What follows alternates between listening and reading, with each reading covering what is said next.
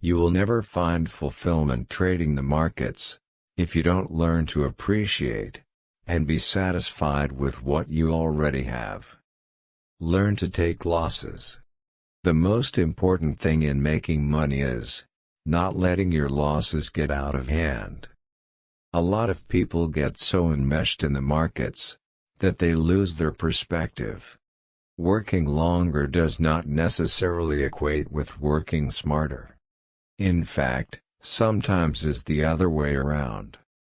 When I became a winner, I said, I figured it out, but if I'm wrong, I'm getting the hell out. Because I want to save my money and go on to the next trade. I have learned through the years that after a good run of profits in the markets, it's very important to take a few days off, as a reward. The natural tendency is to keep pushing until the streak ends.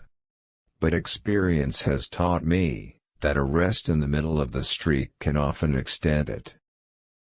I always laugh at people who say, "I've never met a rich technician." I love that. It's such an arrogant, nonsensical response.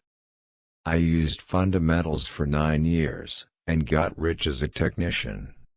When I get hurt in the market, I get the hell out. It doesn't matter at all where the market is trading. I just get out, because I believe that once you're hurt in the market, your decisions are going to be far less objective than they are when you're doing well. If you stick around when the market is severely against you, sooner or later they are going to carry you out.